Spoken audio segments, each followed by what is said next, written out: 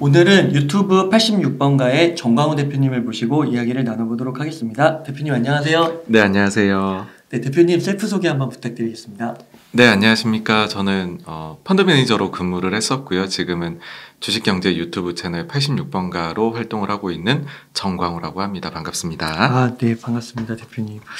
그 대표님께서 지난번 방송에 출연해 주셨을 때 지금은 주식 투자하면 안 된다라는 메시지를 주셨거든요. 네, 네. 근데 요즘에 이제 다시 주식 투자를 하면 좋겠다라고 또 말씀을 하셨어요. 네, 네. 제가 약간 소름이 돋았어요. 너무 말씀하신 게 딱 들어맞아가지고요. 아유, 아닙니다. 네, 네. 그래서 우선 여쭤보고 싶은 게 그때는 왜 사지 말고 지금은 왜 사야 하는지를 좀 여쭤봐도 될까요?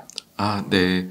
그때는 이런 이제 많은 문제들이 아직까지 점점 더 커져가고 있었던 시기인 것 같습니다. 대표적으로 인플레이션 관련된 부분이라든지 그리고 기업들 실적에 대해 가지고서도 우려가 있는데 이 부분에서 좀 너무 낙관적으로 당시에는 보고 있었다라든지 그런 부분들 때문에 좀 더 지금의 이런 걸 종합해보면 긴축 문제도 있었을 테고요. 네. 했었는데 지금은 겪어온 지금의 이런 문제들이 많이 좀 피크를 지나가지고서 해결되는 방향으로 가고 있는 것 같다라는 생각이 들어서 그래서 좀 의견을 바꾸게 됐습니다. 네. 그때도 연말 가서 생각해 보라고 하셨거든요. 네, 네, 네, 맞습니다. 네. 그러면은 혹시 초창기 때 지수가 좀 본격적으로 떨어지기 전에요. 2100 정도까지 떨어질 거라고 예상을 하셨어요?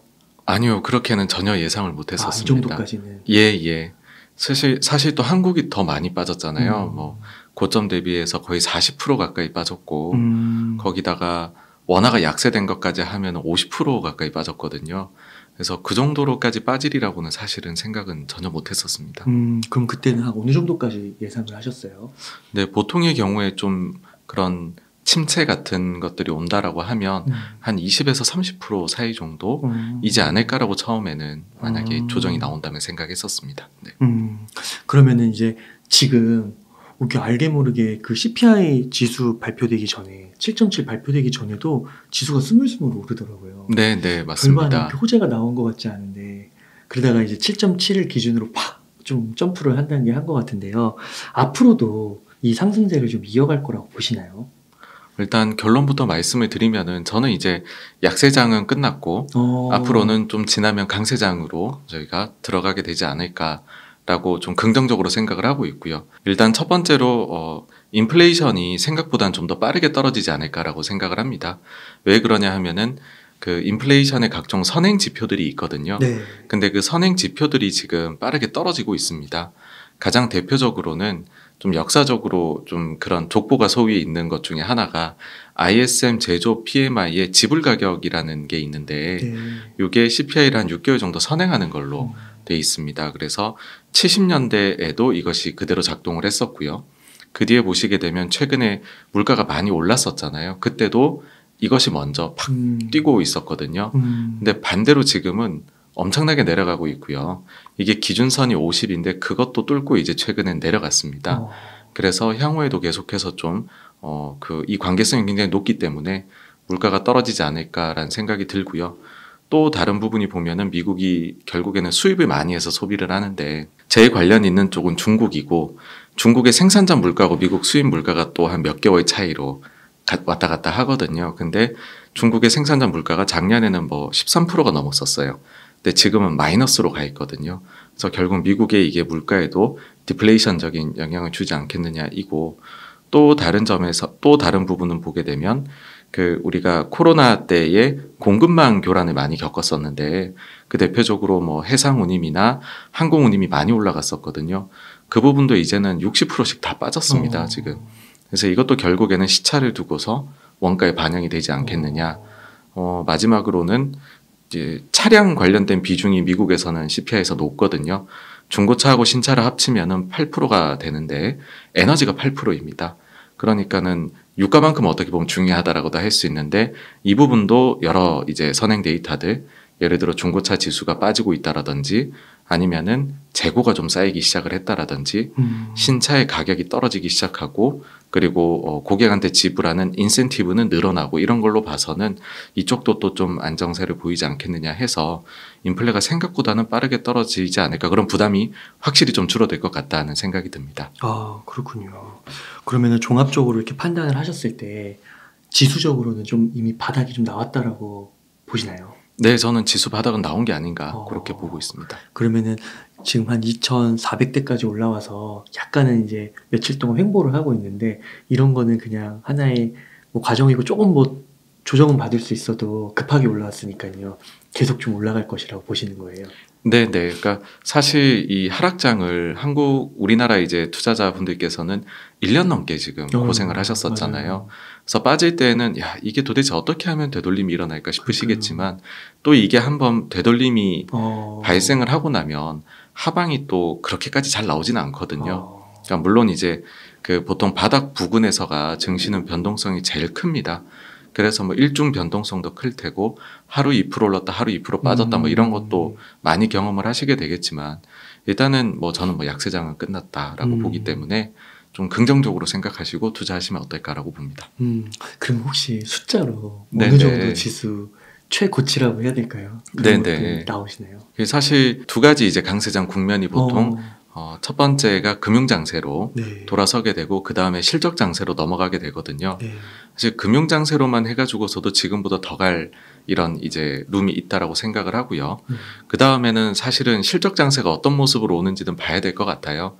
근데 만약에 실적장세가 긍정적으로 해가지고서 나타나게 된다라고 하면은 충분히 좀 좋은 수익률도 기록하지 않을까라는 거고, 한 가지 이제 예를 들어서 말씀을 드려볼게요. 네. 한국 시장의 특징이 있거든요. 한국 시장이 경기 민감주의 비중이 전 세계 주요국 중에 제일 높습니다. 아, 그래요? 네, 뭐 철강이나 화학이나 반도체도 엄청나게 경기에 민감하잖아요. 그래서 우리가 먼저 고점이 나오고요. 먼저 빠지기 시작해서 더 많이 빠집니다. 그러고 나서 바닥은 먼저 찍고요. 그래요. 네, 그 다음에 반등을 할 때 속도가 거의 제일 빠릅니다. 그러니까 대표적으로 2008년 금융위기 때 보시게 되면 우리 증시가 저점이 2008년 10월에 나왔고요. 미국은 2009년 3월에 나왔습니다. 근데 이제 여기에서 증시가 2배 오르는 데까지 걸리는 시간은 한국이 거의 뭐 미국의 절반 정도로 짧은 시간 안에 2배가 가버리게 되거든요. 그 코로나 때도 해당되는 그런 건가요? 코로나 때도 마찬가지였습니다. 아, 그러네요. 코로나 때도 엄청 빨리 올랐어요. 예. 미국보다 더 빨리 올랐네요. 한국이 이제 2021년도 1월에 2배가 되거든요. 네. 근데 미국은 그때 7월인가에 2배가 됩니다.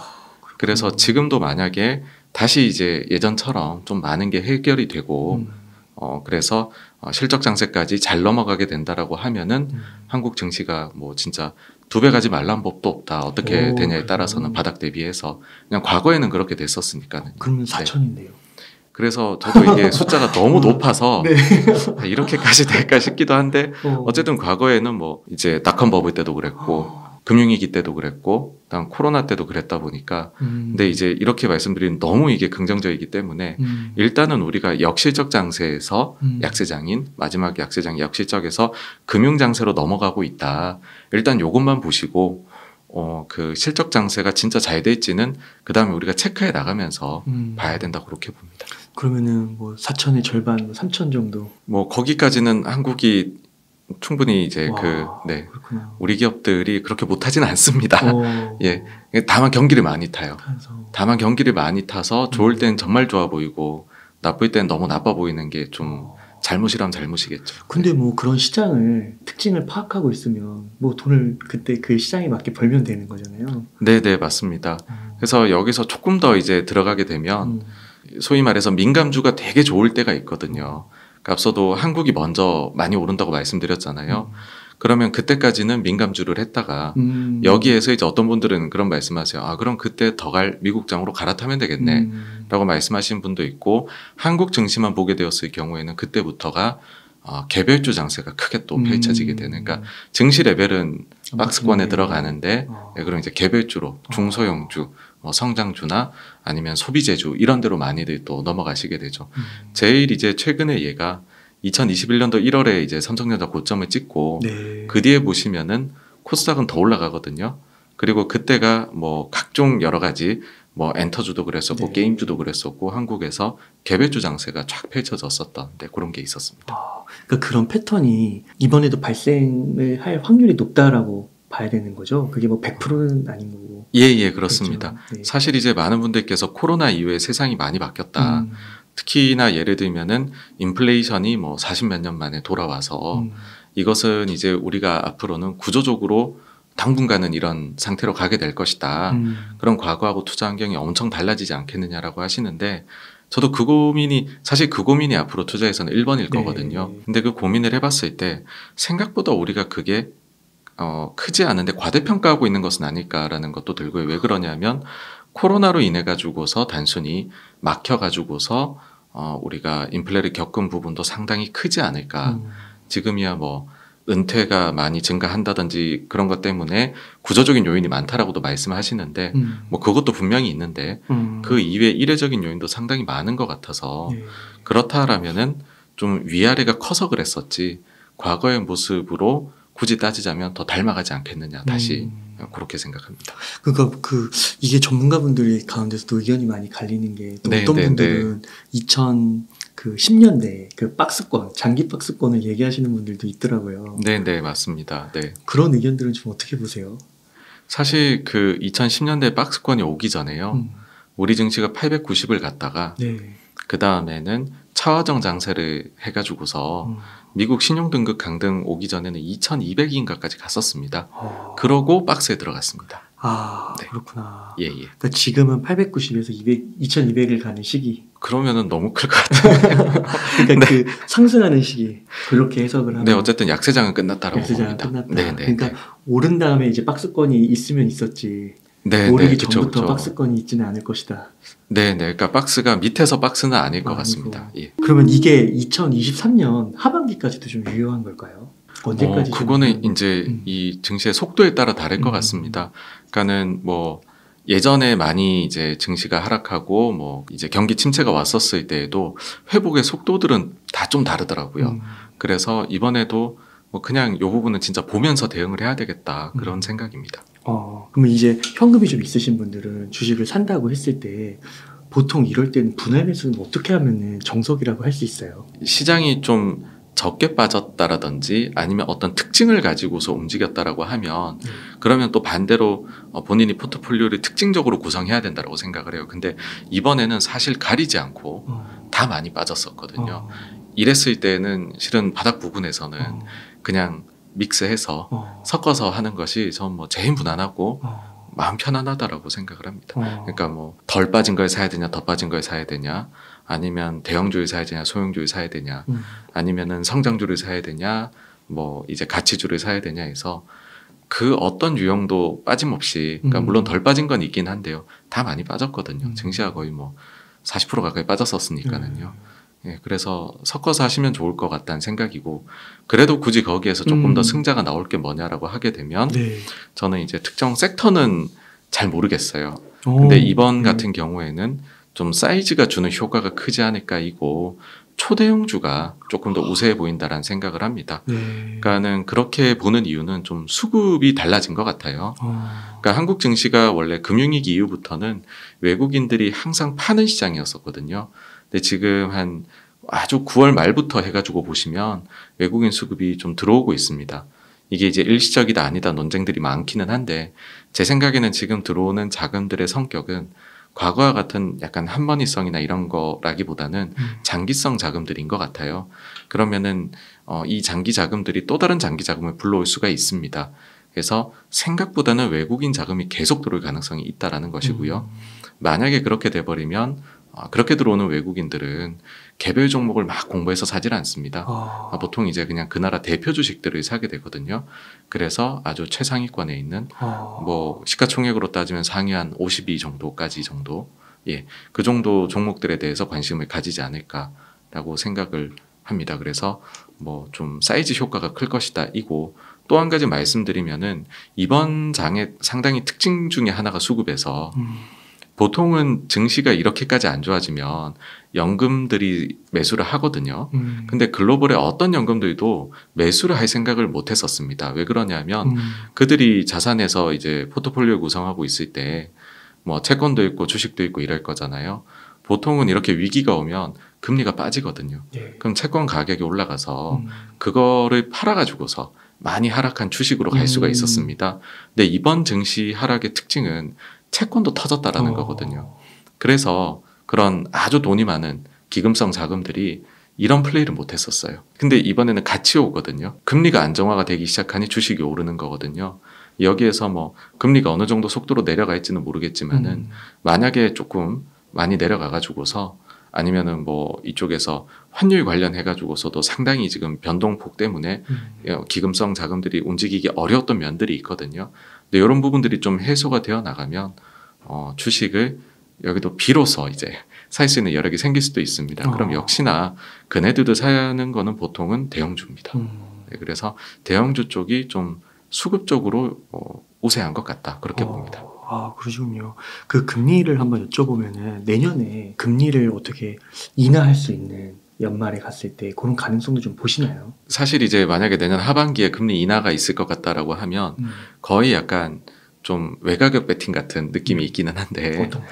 그러니까 이제 뭐 서프라이즈한 약간 배팅 같은, 완전 날아가는 거고. 이거는 약간 그렇게까지는 안 보는데 혹시나 크게 배팅하면 그쪽에 뭐 이런 식으로인 것 같아요. 확률은 낮지만은 그런 식으로 보실 수도 있을 것 같은데 저는 뭐 불가능하다는 생각은 안 합니다.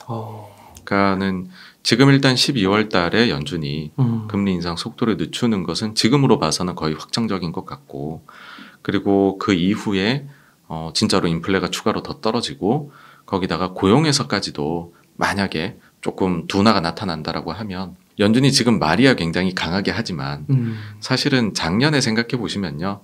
작년에 인플레가 그렇게 오르고 있는데도 내내 일시적이야 얘기했었습니다. 그래서 연준은 원래 여러분들이 이제 생각하시는 것보다 잘 틀리고요. 잘 바꾸고요. 네. 그 상황의 데이터에 따라 잘 적응을 합니다. 근데 파워가 엄청나게 있죠. 그래서 지금도 데이터가 만약에 그런 식으로 바뀌게 된다라고 하면 뭐 생각보다는 연준이 지금 말하는 것보다는 바꾸게 되는 그런 또 포지션의 변화가, 스탠스의 변화가 충분히 나타날 수 있다라고 보고요. 그럼 만약에 금리 네. 인하는 아니더라도 피봇은 예. 아니더라도 어느 정도 이렇게 유지만 된다 하더라도 아까 말씀하신 그 강세장의 그런 거는 변함이 없는 거예요. 그 기조는. 저는 뭐 그러지 않을까라고 생각을 해요. 그러니까 원래 그렇게 금리가 네. 떨어지지 않다 할지라도 네네. 주가는 상승할 수가 있는 건가요? 그러니까 이게 좀 이제 과거하고 또 다른 점이라고도 할 수 있는데요. 과거 같은 경우에는 쓸 수 있는 수단이 한정적이었어요. 금리를 올리거나 내리는 걸로 통화 정책을 했단 말이죠. 근데 그 뒤에 비전통적인 방법들을 쓰기 시작을 했죠. 대표적으로 이제 그 양적 완화, 양적 긴축이라는 걸 썼고, 여기다가 연준이 말로 하는 거. 지금 보시면 우리가 왜 이렇게까지 연준의 말에 주목해야 되지라고 피로도를 많이 느끼시잖아요. 그게 이쪽에 바뀐 정책입니다. 그러니까 벤 버냉키 의장이 2000년대 중반부터 의장할 때 공식적으로 연준의 방식 중에 하나로 말로써 미래에 대해 가지고서 그러니까 시장을 좀 그 컨트롤을 한다라는 게 공식적으로 이미 들어왔습니다. 포워드 가이던스라고 우리가 얘기를 하는데, 그러고 그 이후에 연준 의장이 예전에는 회의 끝나고 인터뷰도 안 했어요. 근데 1년에 8번 회의 중에 4번은 이제 인터뷰가 있게 됐고, 파월 의장부터는 나는 커뮤니케이션을 강화하겠다 그래서 8번 다 지금 Q&A를 하니까 지금 저희가 이렇게 말에 민감하게 반응하는 거거든요. 근데 그러다 보니까 우리가 너무 잘 알고 미리 행동을 하게 된 것이죠.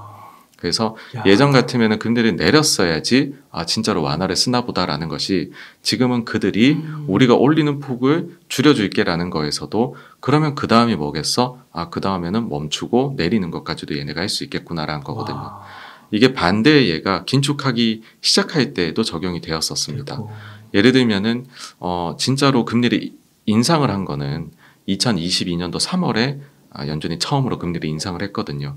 근데 증시는 11월 22일인가 고점이었고, 그 다음에 그 다우하고 S&P 500은 1월 아주 극초반 5일, 6일 뭐 이럴 때가 최고점이었거든요. 근데 그건 왜 그랬냐면 11월부터 테이퍼링을 결정을 했었어요. 테이퍼링도 돈을 풀기는 여전히 푸는 건데 그 금액을 줄여 나가겠다는 걸 발표한 거거든요.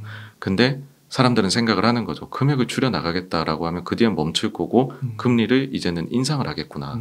자산은 줄여 나가겠고. 그래서 이런 식으로 빠르게 움직이는 것으로 예, 뭐 그렇게 바뀌어 왔습니다. 그러니까 어쩔 수 없이 여기에 그냥 저는 뭐 적응해야 된다라고 봅니다. 그러니까 이게 앞으로 뭐 상승장이 될지 하락장이 될지 계속될지 이거는 모르겠지만 그 선반영 속도는 확실히 빨라졌다. 이런 예, 의견은 맞습니다. 동일하신 것 같아요. 예, 그렇습니다. 네, 네. 그렇군요. 이게 금리와도 이게 상관없이 또 다른 수단도 많이 연준이 썼기 때문에 그러한 효과들을 종합적으로 고려했을 때는 너무 또 막 금리에 엄청나게 초점을 맞출 필요는 없는 거겠네요. 주식 투자를 할 때. 예, 예. 그리고 한 가지 더 이제 팁을 드리자면 네. 그 아마 이제는 페드와치라는 사이트도 많이 보실 것 같아요. 거기서 연준이 향후에 금리를 어떻게 변화시킬 것인지 확률로 딱 나와 있거든요. 근데 그것 자체가 이미 시장에 반영되어 있는 거군요. 예, 예. 국채 선물 시장에 반영되어 있는 가격으로 그 확률이 나오는 거거든요. 그래서 앞서 이제 왜 약간 비리기적이라고 볼 수 있느냐라고 했었을 때에는 그게 더 높았었어요. 그러니까 이번에 CPI가 나오기 전에는 그 예측치가 더 높아져 있었다가 CPI를 보고 내려와 버렸거든요. 그럼 실질적으로 시중 플레이어들 입장에서는 인하를 느끼게 되는 거죠. 그래서 금융 환경이 완화되고 있구나. 이게 이제 확 느껴지게 되는 거죠.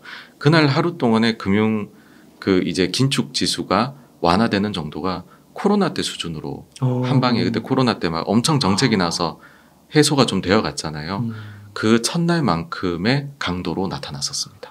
네. 그래서 그런가 그 CNN 발표하는 거 있잖아요. Fear and Greed. 예. 그게 제가 며칠 전까지만 해도 분명 익스트림 피어였는데 네, 지금 맞습니다. 그리드가로 가네요. 맞아요. 네, 맞습니다. 그래서 이게 왜 이렇게까지 바뀔 수가 있나. 약간 그런 것도 연결돼 있다고 볼 수 있는데. 예, 그렇습니다. 네. 초대형주를 위주로 좀 투자를 하면 좋겠다 이렇게 좀 얘기를 해주셨는데 대형주 중에서 국민주 좀 삼성전자 좀 여쭤봐도 될까요? 예, 물론입니다. 그래도 삼성전자가 어느덧 바닥에서 거의 20% 가까이 오른 것 같더라고요. 네. 그래서 이거 너무 오른 거 아니야? 이런 생각이 좀 들기도 하는데 또 지수는 좀 상승을 예측해 주셔서 네. 삼성전자 좀 지금 위치에서 좀 어떻게 보시는지 궁금합니다. 네, 삼성전자도 그래서 특히나 이제 삼성전자가 대형주라 그러면 그 중에서도 최고 이제 큰 주식이잖아요. 예. 그래서 뭐 제가 이제 말씀드린 이런 관점 뭐 그냥 들으시면 아시겠지만은 뭐 당연히 삼성전자도 이렇게 됐을 경우에는 좋은 영향을 받을 수밖에 없는 그런 상황이라고 생각을 합니다. 그래서 이게 원래 이제 완전히 바닥 대비해서 보게 되면 저희가 특히나 또 그런 걸 볼 때는 일중으로 가장 그 이제 종가 낮은 날에서도 삐침으로 낮게 된 것 대비해서 이렇게 쭉 꼽으면 나오거든요. 바닥에서 벌써 20% 올랐구나 이렇게 나오게 되는데 그 가격에 사는 사람은 없습니다, 사실. 네. 그래서 적당히 이제 하락에서 한 10% 정도, 그러니까 거래를 적당히 했다라면 올라왔구나라고 생각을 하셔야 될 거고, 이제 이것도 마찬가지로 워낙에나 반도체 쪽이 경기에 민감하기 때문에 특히나 또 최근에 여전히 이제 재고가 너무 많아서 실적이 턴어라운드 하기까지는 시간이 오래 걸린다라는 비관론도 많이 있잖아요. 그런 상황이기 때문에 보일 수 있는 가격이다라고 생각을 하고요. 만약에 이 점들이 개선이 되어 나가면은 뭐 그에 따라 가지고서 주가도 상승할 수 있을 거다라고 봅니다. 그러면은 지금도 괜찮은 가격이라고 보시는 거예요? 네, 그렇게 생각을 하고요.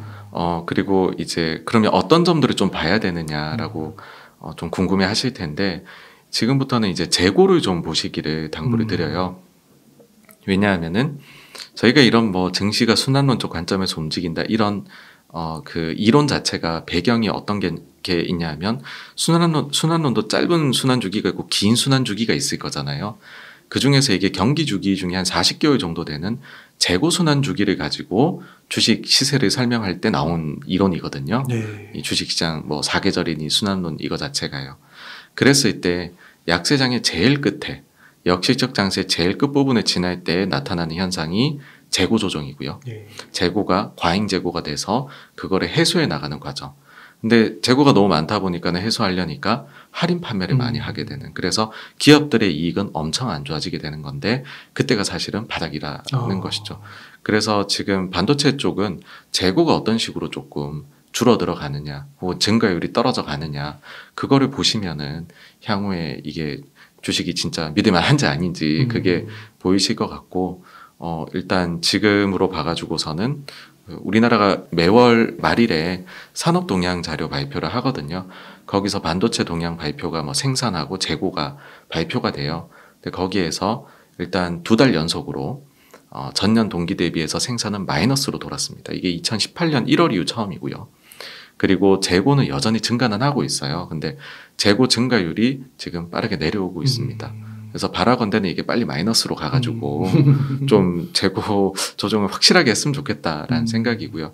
그렇게 돼버리면은 이제 그 다음에 뭐 금융장세는 금융 환경이 완화돼서 나타나고 그 뒤에 실적 장세로 넘어갈 때에는 재고를 다시 쌓기 시작하면서 그때 가면 이제 과소재고가 돼 있을 거거든요. 거기서 쌓기 시작을 하면서 또 실적 장세되면서 랠리가 오거든요. 이제 그거를 볼 수 있는 힌트가 거기에 들어 있는 것이죠. 네.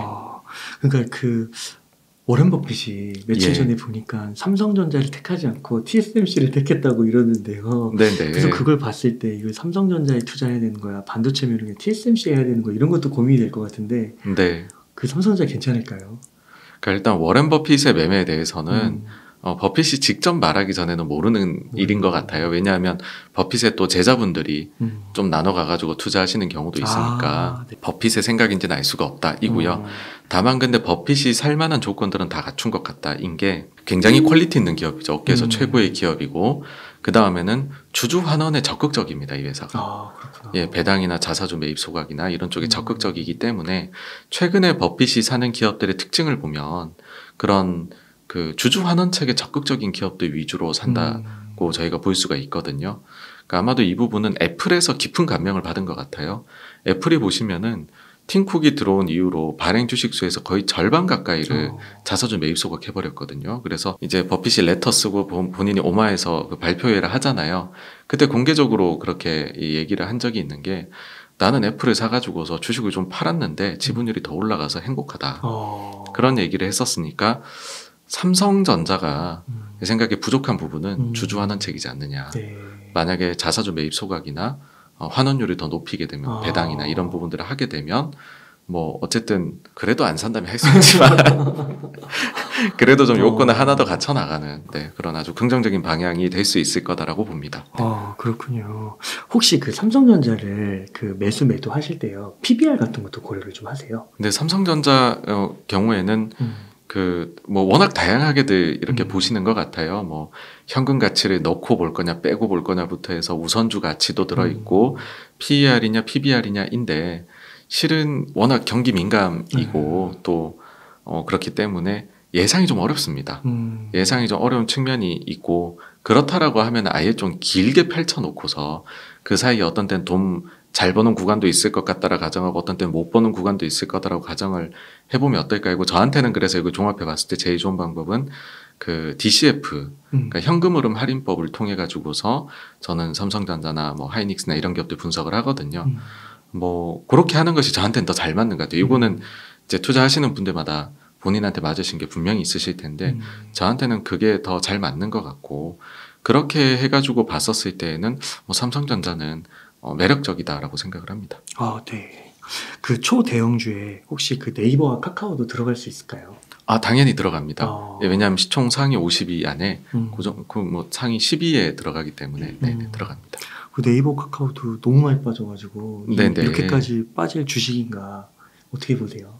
이 주식들이 본격적으로 이제 만약에 뭐 좋으려면은 결국은 이것도 제가 이제 첫 번째로 너무 빠져서 금융장세로 오를 수 있다는 거 하고 그 다음에 시세가 많이 가려면은 실적도 좋아야 된다라는 걸 사실 어떻게 보면 시기적으로 다른 거를 오늘 합쳐서 말씀을 드리고 있는 거긴 한데요. 아마 감안해서 들어주실 듯한데 이 회사들이 결국은 실적이 좋아져야 됩니다.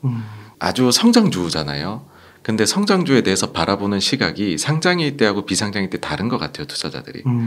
비상장일 때는 적자폭이 커지더라도 전략을 아주 장기적으로 잘 가져간다 싶으면 투자자들이 좋아하고 근데 상장을 일단 하고 나면 분기 실적이 3개월마다 계속 내가 재평가를 받아야 되니 실적이 잘 나오지 않으면 장기 비전이 있더라도 말짱 도루묵인 것 같아요.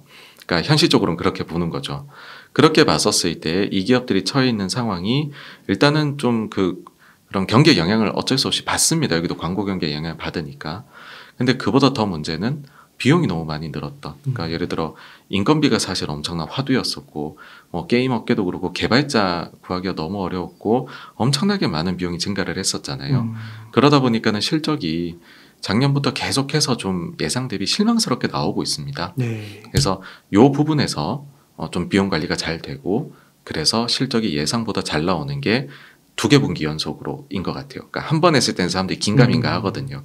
그렇게 된다라고 하면 회사들이 다시 이제 예전처럼 그렇게 될 수 있지 않을까라고 봅니다. 그 아까 그 주가 흐름이 상승을 주도하는 게 약간 금융장세랑 네네. 실적장세 이렇게 두 가지 효과가 있다고 하셨는데 맞으신가요? 예, 그렇습니다. 그러면 지금이 금융장세의 영향을 받는 그 올라가게 됐을 때 네. 금융장세의 영향을 받는다고 말씀하시는 거예요? 네, 그렇습니다. 근데 지금 긴축인데 이게 되는 거예요? 네, 지금이 그래서 제일 안 좋은 시기인 역시적 장세의 클라이막스는 지나갔고 그 다음 장세인 금융 장세가 있는데 그 둘이 오버랩이 돼 있는 상황이다라고 생각을 근데 합니다. 보통 금융장세는 금리 인하 아니에요? 네, 그래서 이게 연준이 이제 그 새로운 정책을 쓰게 되면서 조금 빨라진 거다라고 받아들이시면 어떨까 싶고요.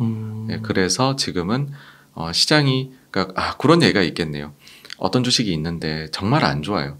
근데 이 그 악재가 많은 주식인데 그 모든 악재를 반영을 하고서도 주가가 너무 많이 빠져 있다라고 하면 거기에서 이제는 악재가 나오지 않는 것만으로도 회사가 오르거든요. 마찬가지로 지금은 긴축을 혹시나 이 인플레이션이 구조적으로 자리를 잡아서 더 많이 긴축을 해야 되면 뭐 한때는 6% 이상까지도 기준금리 올려야 된다는 얘기가 최근에만 해도 나왔었잖아요. 그래서 그런 더 나빠지는 것 아니야 라는 것이 멈추는 것만 해도 상황은 완화적으로 바뀐다라는 거고요. 여기에서 그 뒤에는 좀 더 완화적으로 더 갈 수 있겠어 라고 하면 아마 금융장세가 가속화가 될 거라고 봅니다. 그러니까 이게 금융장세라고 하면은 금리가 조금 떨어지는 거 그걸 생각했는데 그게 떨어지지 않고 심리적으로도 금리가 생각했던 것만큼 오르지 않겠구나 요 정도만 돼도 이제 금융장세에 약간 진입했다라고도 볼 수가 있다. 예, 그렇습니다. 와, 이거 좀 어렵네요. 네, 그리고 아마 이제 그런 부분들이 아까 이제 패드와치 같은 데에서 선물 시장, 이제 채권 선물이나 이런 데에서는 기민하게 아주 막 매일매일 반영을 하고 있습니다. 더 갈 것 같다, 덜 갈 것 같다, 막 이런 걸 하고 있습니다. 그러니까 말씀해 주실 때 그 패드와치나 이런 거 얘기해 주실 때 이해는 그거는 이제 그럴 수 있겠군요 했는데 그게 금융장세라고 딱 해버리니까 이게 금융장세라고 이제는 더 넓게 봐야 되는구나 이런 생각이 들어가지고 네네 그러실 수 있죠. 그래서 약간 단어를 딱 금융이라고 해서 금리 인하 요렇게는 안 외우셨으면 좋겠어요. 그러니까 그 단어 자체가 주는 이 그 프레임이 있는 것 같습니다. 마찬가지로 저는 이번에 좀 그런 게 이렇게 얘기를 드리면 그러면 지금 되게 기업들 상황 나빠지고 실적 추정치도 계속 내려가서 정말로 침체가 오는 것 같고 뭐 그런데 그럼 침체 안 온다고 보느냐 이렇게도 역질문도 많이 받거든요. 근데 제 생각에는 4분기를 전후로 해서 침체다라고 나중에 얘기할 것 같아요. 그러면은 더 빠져야 되는 거 아니냐 하시는데 근데 과거에 평균적으로 침체일 때 한 30% 정도 빠지고 반등을 했었거든요. 그러니까는 이 침체에 대한 단어도 우리는 사실 이제 너무 큰 침체를 많이 겪어본 거예요. 한국인 투자자분들께서는. 대표적으로 IMF가 있고 금융위기 때가 있고 하다 보니까 우리 침체라고 하면 그쯤 돼야 침체지 이게 무슨 침체야? 라고 하실 수도 있는데 사실 이제 깊은 침체도 있고 얕은 침체도 있는 것이거든요. 그래서 조금 요번에 거는 얕은 침체이지 않을까라고 저는 뭐 그렇게 봅니다. 그래도 한 40% 빠졌으니까 많이 빠진 거잖아요. 네네네.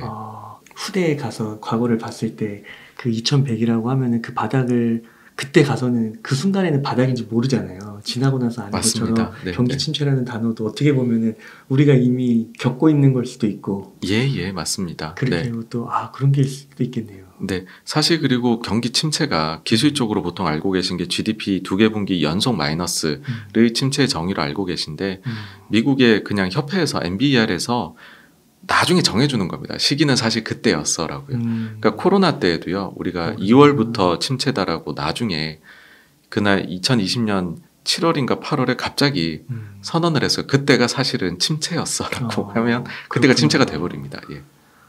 그렇구나. 막 경기 침체가 막 이렇게 딱 오면은 막 주가가 폭락하고 막 이런 건 줄 알았는데 그런 게 아니군요. 네. 그게 좀 나중에 솔직히 이제 나쁘게 말하면 끼워 맞추기식으로 좀 침체 구간도 설정을 거기서 하는 것 같아요. 그러니까 많은 이제 매크로 보시는 분들께서 침체하고 주가하고 뭐 성장성하고 막 엮어가지고서 분석을 하시는데 사실 이거는요 그 순간에 있던 사람들은 아무도 그걸 몰랐습니다. 나중에 알려주거든요. 그러면 혹시 막 그 뉴스에서 이번 침체는 그 10년 장기 침체 있잖아요. 막 그 대공황 이후에 있었던 막 그런 거 그런 걸로 해석하는 그런 관점은 좀 어떻게 생각하세요? 저는 일단은 10년 뒤를 알 수 없다라는 게 첫째고요. 왜냐면은 제가 이제 매니저 생활 시작한 게 11년 말 그때였었는데 저는 코로나가 있을 줄도 몰랐고요. 미중 무역 분쟁 그렇게까지 할지도 몰랐고 모르는 게 많았었습니다. 그러니까 그 사이에 무슨 일이 있을지 모른다라는 것이고요. 그게 첫째이고 그 다음에 두 번째로는 생각보다 이례적인 게 많았던 건 아닐까.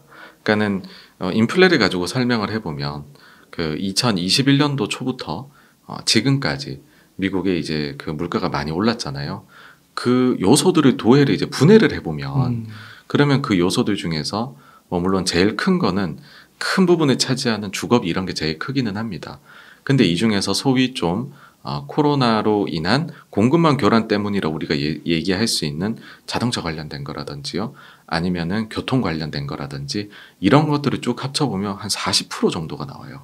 그러면은 우리가 물가 많이 오른 건 사실이나 40%의 요인은 공급망 때문에 코로나 때문에 일어난 것이고 나머지 60에도 이 코로나 영향이 얼마나 있을지를 우리가 완전히 브레이크다운을 할 수가 없는 것이다라고 하면 생각보다 일회성이 절반 정도는 차지하는 것 아닌가.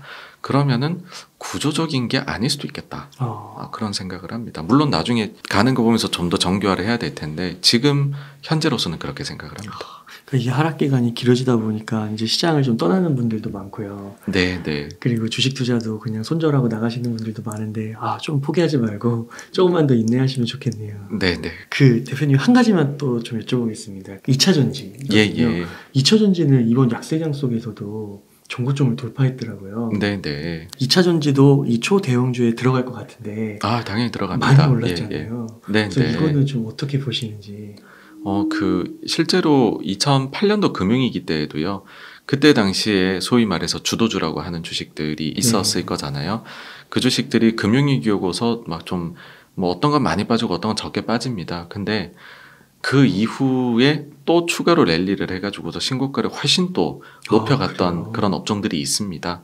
마찬가지로 이번에도 그런 뭐 성장주 중에서 거의 최후로 살아남은 게 뭐 2차 전지였었죠.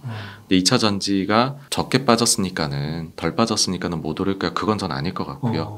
다만 그 중에서 이제 차별화가 확 나타나겠죠.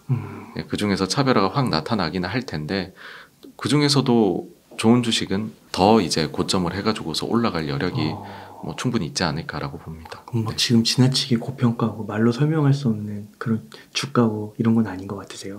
네, 그거는 그 건건마다 해가지고서 밸류에이션 해보면은 네, 그거는 회사마다 상이하게 나타나는 것 같습니다. 그럼 대표님 만약에 이제 대표님께서 펀드 매니저 생활도 하셨잖아요. 네, 네.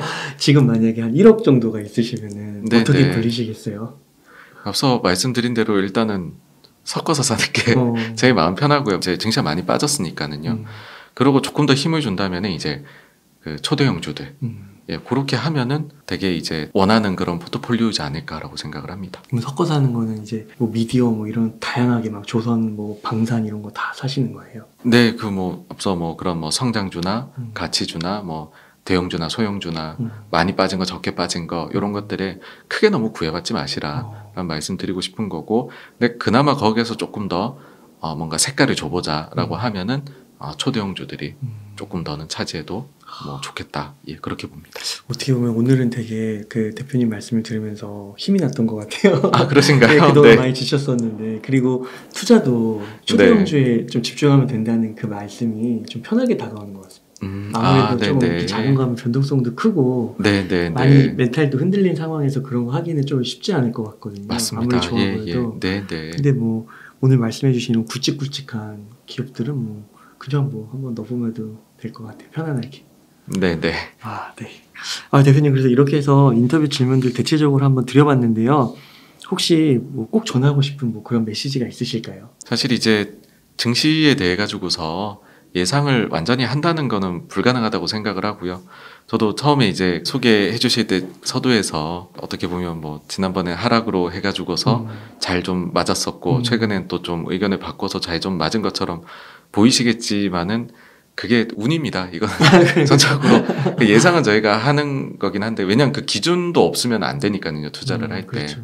그러니까 완전 바텀업 하시겠다라고 하면 그거 아예 안 보셔도 상관없지만 그게 아니라 조금이라도 상황을 보고서 나는 하겠다라고 하시면은 당연히 거기에 의견은 조금씩은 기준은 있으셔야 되는 거거든요. 그래서 그거를 설정하실 때 요런 거를 보시면 좋겠다라는 거를 좀 말씀드린 거에 좀 포커싱 하셔서 보면 좋지 않으시지 않을까라고 생각을 하고요. 그리고 이제 진짜 마지막으로는 사실 투자 자체가 현실적으로 저희가 평생 해야 됩니다. 반복적으로 해야 되는 활동이기 때문에 너무 밉다고 또 아예 안 하겠어요. 이렇게 극단적으로 생각하지 마시고요. 너무 미우면은 너무 미우니 정말 조금만 해보겠어라고 하시다 보면 또 거기에서 본인의 색깔도 찾으시고 투자 스타일이나 투자 이런 거구나 이런 경험이 쌓이실 거거든요. 그래서 완전히 떠나시지는 않으셨으면 좋겠다라는 것까지 조금 말씀드리고 싶습니다. 네. 그 전문가분들의 네. 의견이 이렇게 많이 갈리는 이유가 뭐라고 보세요? 그만큼 지금 불확실성이 높은 것 같아요. 지금 시기에서는 사실 데이터가 나오는 거는 엉망입니다. 대부분이. 지금 뭐 기업 실적 추정치나 이런 것도 다 낮춰져만 가고 있고 뭐 세상이 나빠질 것 같다는 얘기만 많이 나오고 있고 저도 이제 뭐 인플레가 좀 잡히는 것 같아요. 말씀드리지만 그거만이 문제가 아니라 이젠 그걸 뛰어넘어서 침체가 깊게 오면 다 끝나는 거다. 그렇게 보일 수 있는 요소들도 분명히 존재는 하거든요. 그러다 보니까는 이 의견들이 많이 갈리시는 것 같아요. 네. 이렇게 해서 유튜브 86번가의 정광호 대표님을 모시고 이야기를 나눠봤습니다. 긴 시간 동안 유익한 인사이트 많이 나눠주셔서 감사의 말씀드립니다. 오늘 고생 많으셨습니다. 감사합니다. 감사합니다.